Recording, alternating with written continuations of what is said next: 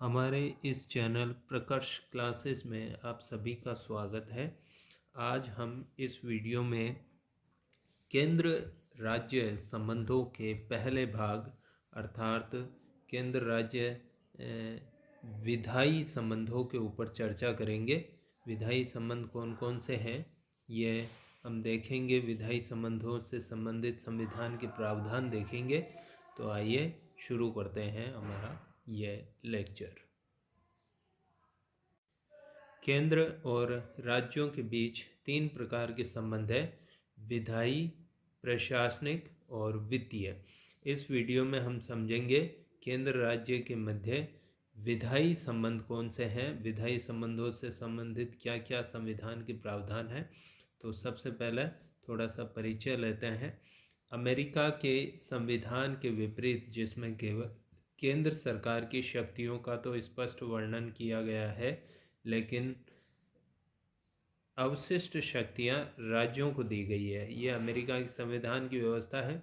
यानी अमेरिका के संविधान में केंद्र सरकार की शक्तियों का तो वर्णन है कि ये शक्तियां केंद्र के पास होगी, और उसके बाद जितनी भी शक्तियां शेष रह जाती है वो सब की सब राज्यों को दी जाती है। लेकिन भारत के संविधान में ऐसा नहीं है।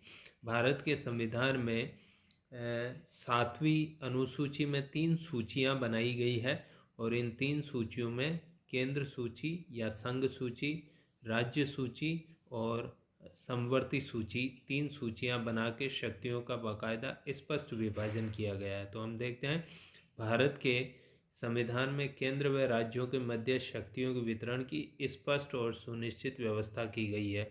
संविधान के भाग 11 व 12 में अनुच्छेद 245 से 300, इसको याद रखें, अनुच्छेद 245 से 300 तक भाग 11 और भाग 12 जो संविधान के हैं उनमें, और कुछ अन्य अनुच्छेद भी हैं, जैसे 356 हुआ, 360 हुआ, तो केंद्र राज्य संबंधों का विवरण मिलता है। तो केंद्र राज्य संबंधों को हम 3 भागों में बांटेंगे। पहला है विधायी संबंध, भाग 11 और अध्याय 1। भाग 11 में 2 अध्याय है। पहला अध्याय में अनुच्छेद 245 से 255 तक का जो प्रावधान है वो विधायी संबंधों पर है, और प्रशासनिक संबंध भाग 11 ही का अध्याय 2 है, और उसमें अनुच्छेद 256 से 263। इसके बाद तीसरा जो है वो है वित्तीय संबंध। वित्तीय संबंध भाग 12 में दिए गए हैं, अनुच्छेद 264 से 300 तक। तो ये क्रम से हैं, 245 से 300 तक चल रहे हैं अनुच्छेद। कुछ अन्य अनुच्छेदों में भी हमें केंद्र राज्य संबंधों से संबंधित कुछ प्रावधान प्राप्त होते हैं, तो उनको भी हम देखेंगे। तो सबसे पहले हम शुरू करते हैं हमारा पहला पॉइंट, केंद्र राज्य विधायी संबंध। इसको अच्छे से हमें देखना है, केंद्र राज्य विधायी संबंधों को। इसके ऊपर विभिन्न परीक्षाओं में निबंधात्मक प्रश्न आता है अकेले विधायी संबंधों पे ही। तो इसको हम शुरू से देखते हैं।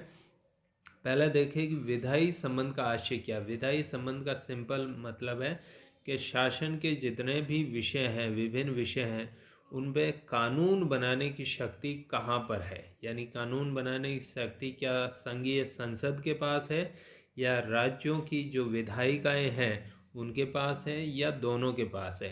तो विधायी संबंध का सिंपल अर्थ बिल्कुल यही ध्यान रखना है कि कानून निर्माण की शक्ति किसके पास है, संसद के पास है या राज्यों की विधायिकाओं के पास है।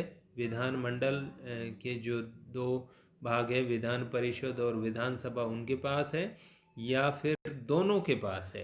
तो यह कहलाता है हमारा केंद्र राज्य विधायी संबंध। तो इसको हमें इस दृष्टिकोण से ही समझना है कि कानून निर्माण की शक्ति किसके पास है।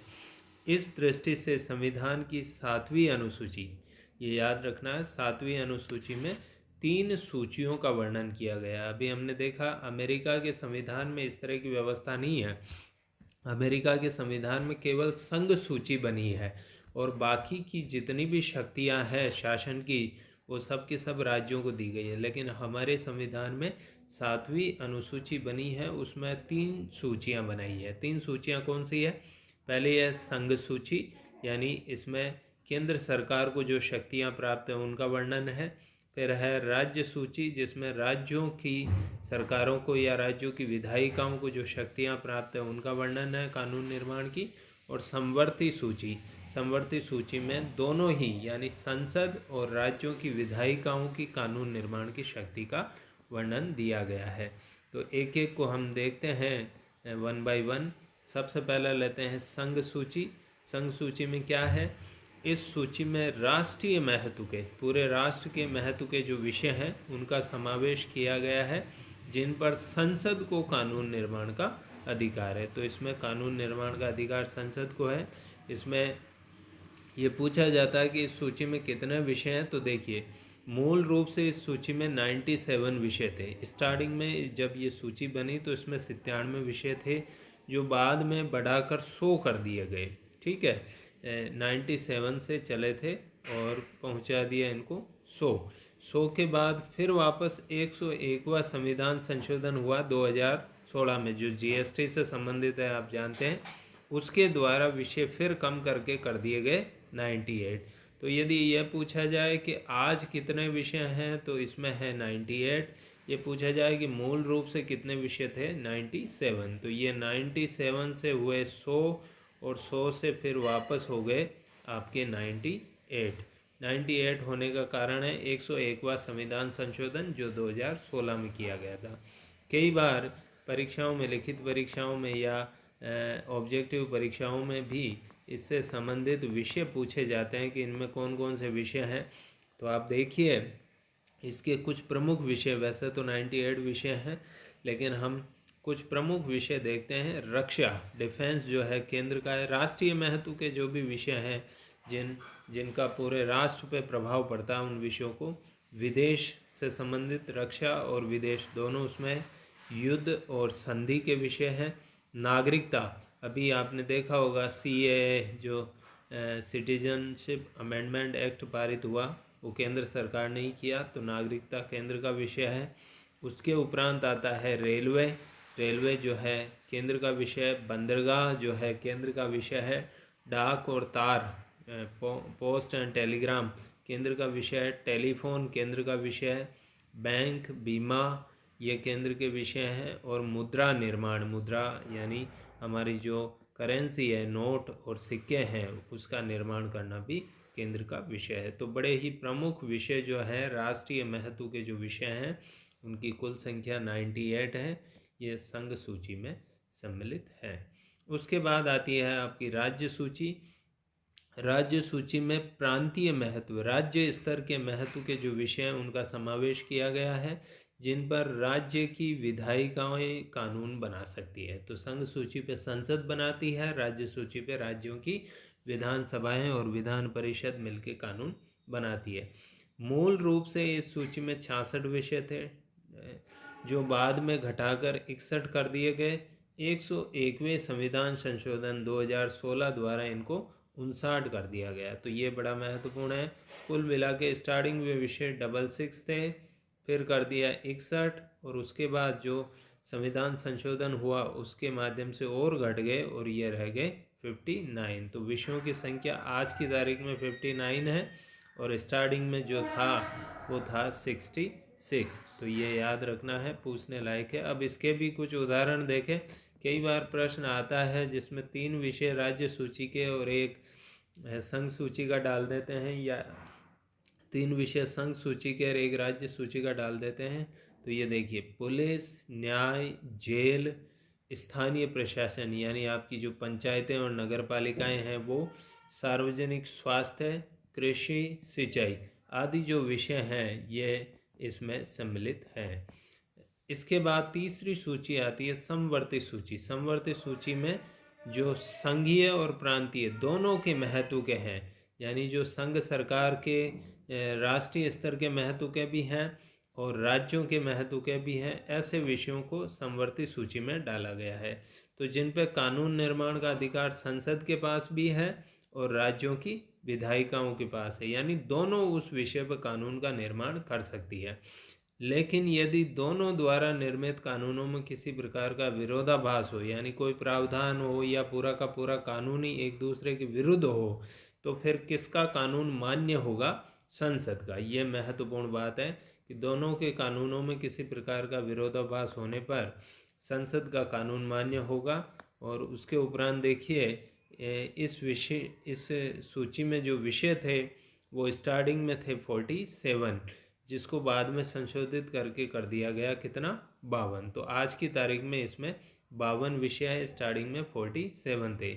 इस सूची के जो मुख्य विषय हैं वो देखिए, विवाह और तलाक, श्रमिक संघ, लेबर यूनियन जो होती है, उद्योगों से संबंधित विवादों का निपटारा करने से संबंधित कानून बनाना, आयोजना यानी प्लानिंग, जैसे पंचवर्षीय योजनाएं जो बनाई जाती थी उससे संबंधित है। सामाजिक सुरक्षा और सामाजिक बीमा एक साथ है, जैसे वृद्धावस्था पेंशन, विधवा पेंशन, आपका बेरोजगारी भत्ता, ये सब इसमें आते हैं। जनसंख्या नियंत्रण, फौजदारी मामले, तो ये सारे के सारे जो विषय हैं, ये फौजदारी मामले वो हैं जिनमें सज़ा के रूप में आर्थिक दंड होता है ज़्यादातर। तो इस प्रकार से ये सारे जो मामले हैं, ये सारे जो विषय हैं, ये इसमें सम्मिलित है। अब आया अवशिष्ट विषय। अवशिष्ट विषय में यानी कुछ ऐसे विषय हैं जो उपयुक्त तीनों ही सूचियों में सम्मिलित न हो, उन पर कानून निर्माण का अधिकार संसद के पास है। तो इस प्रकार से ये बड़ा ही विस्तृत जो है विभाजन है भारत के संविधान में। जहाँ अमेरिका के संविधान में एक ही सूची है, संघ सूची, वहीं हमारे संविधान में 3 सूचियाँ, संघ, राज्य और समवर्ती। उसके बाद भी कहा कि अब भी कोई ऐसा विषय आ जाए जो इन तीनों सूचियों में शामिल नहीं है, तो फिर उस विषय को किसको अलॉट किया गया है? संसद को, यानी उस पर कानून निर्माण का अधिकार संसद को है। आगे बढ़ते हैं हम। कुछ विषय, ये तो हुए विभाजन की बात। अब क्या होता है, कुछ जो राज्य सूची के जो विषय हैं, कई बार ऐसी परिस्थितियां बनती है कि राज्य सूची के विषयों पर संसद को कानून निर्माण का अधिकार मिल जाता है। यानी राज्य सूची के विषयों पर कानून कौन बनाती है? संसद। तो ये जो परिस्थितियां हैं, इनको हमें देखना है। तो 1 बाय 1 हम देखते हैं। पहला है कि यदि राज्यसभा विशेष बहुमत से प्रस्ताव पारित करके राज्य सूची के किसी विषय को राष्ट्रीय महत्व का घोषित कर दे, यानी राज्यसभा प्रस्ताव पारित करे, उपस्थित और मतदान देने वाले, आप जानते हैं विशेष बहुमत का अर्थ है 2/3, 2/3 बहुमत से जो है प्रस्ताव पारित कर दे कि राज्य सूची का कोई भी विषय, जैसे मान लीजिए कृषि, राज्य सूची का एक विषय है कृषि, कि कृषि जो है राष्ट्रीय महत्व का घोषित उसको कर देती है राज्यसभा, पूरी संसद नहीं, राज्यसभा। तो फिर संसद को उस विषय पर 1 वर्ष के लिए, यह महत्वपूर्ण है, केवल 1 वर्ष के लिए कानून बना सकती है। तो 1 वर्ष के लिए कानून निर्माण का अधिकार प्राप्त हो जाता है, और यह व्यवस्था दी गई है संविधान के अनुच्छेद 249 में। तो ये बड़ा महत्वपूर्ण है। राष्ट्रीय महत्व का घोषित कर दे कौन? राज्यसभा विशेष बहुमत से प्रस्ताव पारित करके, तो उस पर फिर संसद कानून बनाएगी, वो भी केवल 1 साल के लिए। उसके बाद है आपातकाल की घोषणा लागू रहने के दौरान संसद को राज्य सूची के विषयों पर कानून निर्माण का अधिकार प्राप्त हो जाता है। ये हम पढ़ चुके हैं कि अनुच्छेद 352 जब लागू हो जाता है तो उस दौरान राज्य सूची के विषयों पर कानून निर्माण का अधिकार संसद के पास चला जाता है। ये हमने जो आपातकालीन प्रावधान थे उनमें पढ़ लिया है। उसके उपरांत ये भी पढ़ चुके हैं कि इस दौरान जो कानून बनेगा उसको वो आपातकाल समाप्त हो जाएगा, उसके बाद भी कितने माह तक लागू रहेगा? 6 माह तक। तो ये अनुच्छेद 250 में ये व्यवस्था दी गई है। उसके उपरांत तीसरा देखिए, 2 या 2 से अधिक राज्यों की विधायिकाएं प्रस्ताव पारित करके राज्य सूची के किसी विषय या विषयों पर कानून निर्माण का अधिकार संसद को सौंप सकती है। यानी 2 राज्य, कम से कम 2 राज्य, 2 से ज़्यादा हो, 3, 4, 5, ये राज्य मिलके इनकी विधायिकाएं, सभी राज्यों की विधायिकाएं अलग अलग ये प्रस्ताव पारित करती है कि इस विषय पर, राज्य सूची के किसी भी विषय पर, जैसे मान लीजिए कृषि पर भी, कि कृषि के ऊपर कानून निर्माण का अधिकार हम किसको सौंप रहे हैं? संसद को।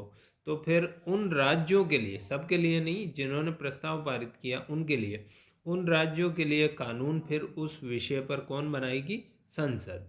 तो ये बड़ा महत्वपूर्ण है, संसद उन विषयों पर उन राज्यों के लिए कानून बनाएगी, अनुच्छेद 252। तो ये एक महत्वपूर्ण अनुच्छेद हुआ।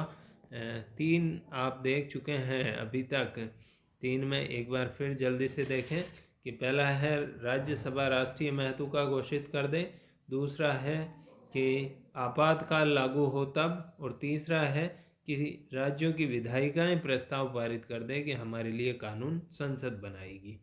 उसके उपरांत चौथा देखिए, केंद्र सरकार द्वारा विदेशों के साथ की गई किसी संधि या समझौते की पालना करने के लिए आवश्यक हो तो संसद राज्य सूची के विषय पर भी कानून बना सकती है। यह भी महत्वपूर्ण है, अनुच्छेद 253 में दिया गया है कि केंद्र सरकार यदि किसी विदेश के साथ, जैसे मान लीजिए अमेरिका के साथ, जापान के साथ, या किसी अंतर्राष्ट्रीय संगठन जैसे विश्व व्यापार संगठन के साथ किसी प्रकार की संधि या समझौता करती है कि हम इस विषय पर इस प्रकार से कानून बनाएंगे, और वो मान लीजिए वो विषय है राज्य सूची का, जैसे फिर वही ले लेते हैं हम उदाहरण के रूप में कृषि, तो कृषि के ऊपर किसी प्रकार का संशोधन करने का WTO के साथ या अमेरिका के साथ भारत सरकार ने समझौता या संधि कर ली है, लेकिन अब वो कानून बनाना है, उसके लिए कानून बनाना तो राज्यों का काम है उस पर, क्योंकि राज्य सूची का विषय है। लेकिन इस परिस्थिति में क्योंकि संधि या समझौता हुआ है विदेशों के साथ, तो उसको लागू करने, उसकी पालना करने के लिए संसद उस विषय पर कानून बना सकती है। तो यह भी महत्वपूर्ण है, अनुच्छेद 253 का प्रावधान। उसके उपरांत अगला जो प्रावधान है वो है चौथा, कि किसी राज्य में राष्ट्रपति शासन लागू हो जाने की दशा में संसद को उस राज्य के लिए राज्य सूची के विषयों पर कानून निर्माण का अधिकार प्राप्त हो जाता है। ये हम पढ़ चुके हैं, अनुच्छेद 356 में है कि जब राष्ट्रपति शासन लागू है किसी राज्य में, तो उस समय जो है केंद्र सरकार राष्ट्रपति के अंडर में आ जाता है वो, तो उसके लिए कानून भी फिर संसद ही बनाएगी। उसके उपरांत फिर छठा पॉइंट देखिए, राज्य सूची के कुछ विषयों पर राज्य की विधायिकाओं में विधेयक प्रस्तुत किए जाने से पूर्व और कुछ विषयों पर राज्य की विधायिका में विधेयक पारित होने के बाद उन पर राष्ट्रपति की स्वीकृति आवश्यक है। यह भी महत्वपूर्ण है। कुछ ऐसे विषय हो सकते हैं जिनके ऊपर ये अनुच्छेद 31 ग और 304 ख में ऐसे प्रावधान दिए गए हैं कि कुछ विषय, ज़्यादा इसको डिटेल में जाने की आवश्यकता नहीं है, कुछ ऐसे विषय हैं जिनसे संबंधित विधेयक यदि राज्य की विधायिका में प्रस्तुत किया जाता है तो विधेयक प्रस्तुत करने से पहले और कुछ पे विधेयक प्रस्तुत होने के बाद यानी पारित होने के बाद राष्ट्रपति की स्वीकृति आवश्यक है। इसके अलावा भी हम एक अनुच्छेद 200 देख चुके हैं राज्यपाल से संबंधित वीडियो में कि राज्यपाल किसी विधेयक पर अपनी स्वीकृति प्रदान नहीं करके उसे राष्ट्रपति के विचार के लिए आरक्षित रख सकता है। तो अनुच्छेद 200 में ये प्रावधान है कि राज्यपाल को लगता है कि यह जो विधेयक है ये राष्ट्रपति के विचार के लिए जाना चाहिए, तो वो जरूरी नहीं है कि उसको स्वीकृति दे, वो उसको आरक्षित रख सकता है। तो इस प्रकार से ये विभिन्न प्रावधान हैं। 6 ये महत्वपूर्ण बातें हैं जिनमें राज्य सूची के विषयों पर विधायन का अधिकार प्राप्त हो जाता है संघीय संसद को। अब जरा हम इन प्रावधानों की आलोचनात्मक व्याख्या कर लेते हैं कि इनमें कमियां हैं। निश्चित रूप से कमियां हैं, पर ये कमियां ज़रूरी भी है। कई बार राष्ट्रीय एकता और अखंडता के लिए ऐसी कमियां होना आवश्यक है। तो क्या है देखते हैं। व्यवहार में उपर्युक्त अपवादजनक शक्तियों, यानी ये जो 6 परिस्थितियां दी गई है, इनका उपयोग केंद्र ने स्वयं को शक्तिशाली बनाने में किया है। कैसे किया है कि राज्य प्राय शिकायत करते हैं कि केंद्र व्यापार, उद्योग, वाणिज्य, कृषि आदि पर कानून बनाने लगा है। अभी अभी हमने देखा 3 कृषि बिल जो है केंद्र सरकार ने बनाए हैं और उनका काफ़ी विरोध राज्य सरकारों द्वारा किया गया है। बनाने लगा है जो राज्य सूची के विषय हैं। इस प्रकार राज्य सूची के विषय बड़े ही अस्पष्ट है, संदिग्ध है और महत्वहीन है। उपर्युक्त वितरण में संपूर्ण जो रंगमंच है, यानी केंद्र राज्य शक्तियों के विभाजन का जो पूरा रंगमंच है उस पर केंद्र ही एक बड़ी और विशाल मूर्ति की तरह छाया हुआ रहता है। तो कुल मिला के सीधी बात यह है कि केंद्र को पहले तो शक्तियाँ ज़्यादा प्राप्त है, महत्वपूर्ण विषयों पर शक्तियाँ केंद्र को प्राप्त है। दूसरी चीज़ है कि परिस्थितियों के अनुसार राज्य सूची के विषयों पर भी केंद्र कानून बनाने लग गया है। तो इस वीडियो में हम इतना ही रखेंगे। अगले वीडियो में हम पुनः मिलेंगे तो हम लेंगे केंद्र और राज्यों के बीच में प्रशासनिक संबंध तथा वित्तीय संबंध। यदि ये वीडियो आपको अच्छा लगा हो, पसंद आया हो तो इसे लाइक ज़रूर कीजिए, मेरे चैनल को सब्सक्राइब कीजिए और अपने मित्रों के साथ इस वीडियो को शेयर कीजिए। धन्यवाद।